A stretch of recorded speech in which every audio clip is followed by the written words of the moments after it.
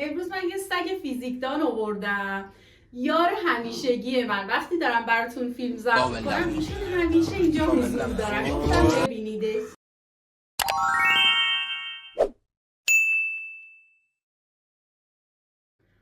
آره دیگه، حالا این آقای پنی فیزیکدان معروف ماست، تنها شاگردیه که همیشه در همه لحظه ها حضور داره. حالا باز میارم نشونتون میدم. میخوایم ادامه صحبتمون رو بگیم. گفتیم نمودار مکان زمان و محاسبه سرعت رو گفتیم، فرمولش رو گفتیم. حالا میخوایم معادله حرکت یک نواخت رو بگیم. حتما خاطرتون هست که حرکت دو مدل بود: حرکت یک نواخت با سرعت ثابت، حرکت غیر یک نواخت با سرعت متغیر. هنوز ما توی حرکت چی هستیم؟ مبحث حرکت یک نواخت با سرعت ثابت.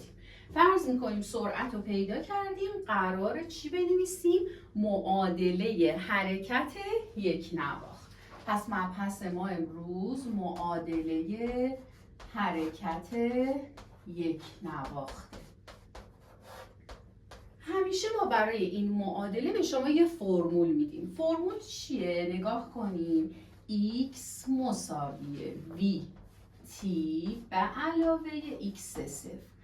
بچه این یه معادله است. یکی از اشتباه هایی که بعضی از شاگردای من میکنن، فکر میکنن برای این جواب باید پیدا کنم. مثلا بگن x مساوی 2، x مساوی 10. نه، حواستون باشه معادله حرکت مثل معادله خط تو ریاضیه. شما تو ریاضی میای رابطه x و y رو پیدا میکنی. مثلا y مساوی 2x منهای 8، این میشه معادله یه خط. حالا اینجا هم همینه. شما مثلا فرض کن که x مساوی 10t منهای مثلا چه عددی 60. یعنی یه رابطه‌ای بین مکان و زمان. ما نمودار مکان زمان رو توی ویدیوی قبلی گفتیم. حالا میخوایم معادله حرکتش رو بگیم.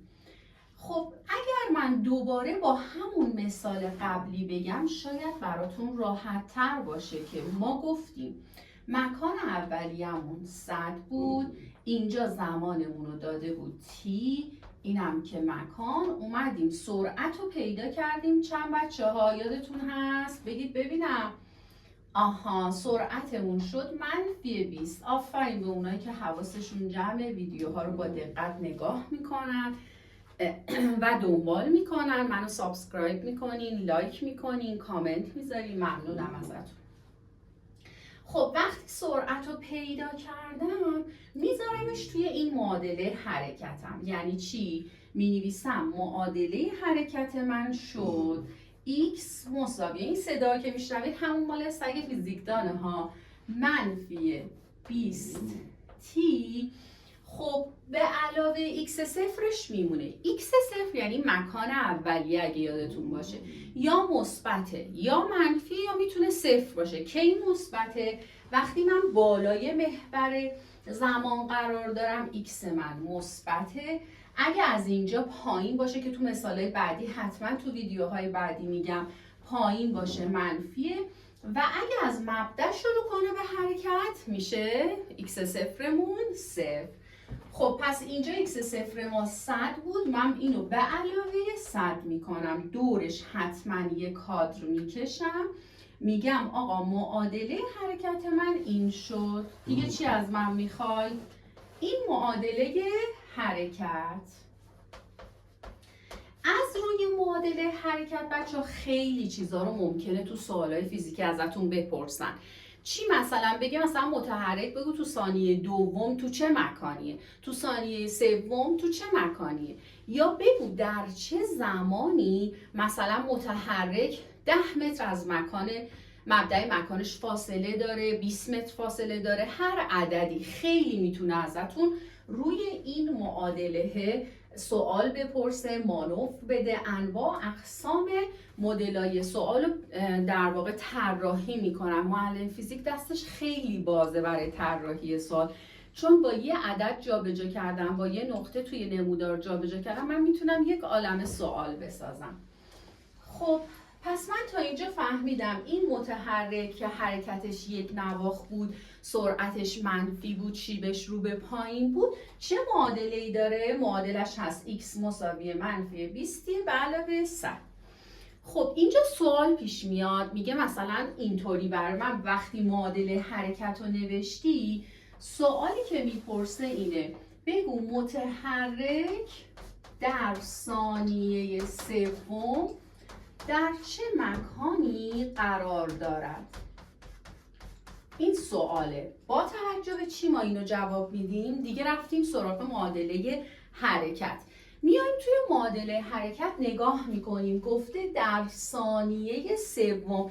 خب از واحدش هم معلومه بچه‌ها، ثانیه واحد زمانه، پس من به جای زمانم باید توی این فرمول یا توی این معادله چی بذارم؟ 3. آفرین. پس تی من مساویه با 3 میشه.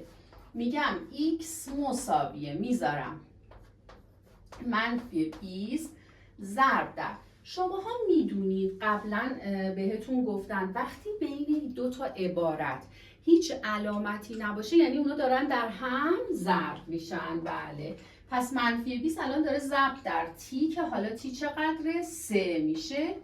بقیه رو عیناً مینویسیم به علاوه 100. دیگه حاصلش رو پیدا کن. منفی 60 به علاوه 100 که حاصلش میشه 40. مکان واحدش چیه؟ متر. چی فهمیدیم؟ فهمیدیم این متحرک وقتی به ثانیه سوم رسیده مکانش کجاست؟ 40 متریه. ببینید اینو روی نمودارم میتونم بهتون نشون بدم. مثلا 5 واحد رو تقسیم کنین، حالا 3 که رسیدید حتما اینجا بوده که مکان متحرک ما 40 متری مبدأه. این یه مدل. میتونه یه جور دیگه بگه. چی بگه؟ بگه متحرک در چه زمانی 10 متر از مبدأ فاصله دارد. یه مدل دیگه سوال طراحی کردم، گفتم خیلی میتونم سوالا رو عوض کنم. 10 متر از مبدأ فاصله داره چه زمانی؟ چه زمانی یعنی زمان مجهوله دیگه، واضحه. 10 متر از واحدش میفهمم چی داده؟ x داده. آفرین، x رو داده 10 تی یا زمان از من خواسته. کجا بذارم دوباره؟ یعنی دیگه مرجع تمام کارهای من شد معادله حرکت. آفرین، میذاریم تو این. میگیم خب معادله حرکت گفت، من دوباره می نویسمش منفی 20 به علاوه 100. حالا به جای xش و مقدار 10 رو میذارم و تی رو پیدا میکنم. 10 20 تی به علاوه 100. از اینجا به بعد دیگه ریاضیه، اصلا فیزیک نیست. یه معادله ریاضی شما دارید چیکار میکنین؟ حل میکنین. معلوما بیاد یه طرف، مجهولا یه طرف. مثلا من 20 رو میارم اینور که منفیش مثبت بشه، 10 رو میبرم اونور از 100 کم میکنم و در نهایت زمان میشه چی؟ طرف معلوم بخش بر ضریب مجهولمون 90 به روی 20 9 دوم یا 4.5 ثانیه. خب بیایید دوباره اینو معنا کنیم. تا اینجا رو انشالله فهمیدین. خب 4.5 ثانیه یعنی وقتی زمان من شد 4.5، متحرک کجا بوده؟ 10 متر از مبدأ فاصله داشته. اینجا مثلا اگه 10 باشه اینجا تقریبا میشه 4.5. یعنی در لحظه تی مساوی 4.5 متحرک 10 متر از مبدأ فاصله داره. اینم شد یه مدل دیگه از سوالهایی که مربوط میشه به معادله حرکت یک نواخت. پس من چی گفتم بهتون توی این ویدیو؟ معادله حرکت رو گفتیم، از روی نمودار مکان زمان چجوری معادله حرکت بنویسیم. گفتیم فرم کلیش چیه؟ x مساوی vt به علاوه 0. بچه ها همیشه توی این معادله شما یکی به جای v یعنی سرعت یکم به جای x صفرتون یعنی مکان اولیه مقدار میذارین که چی پیدا کنید؟ معادله حرکت رو پیدا کنید.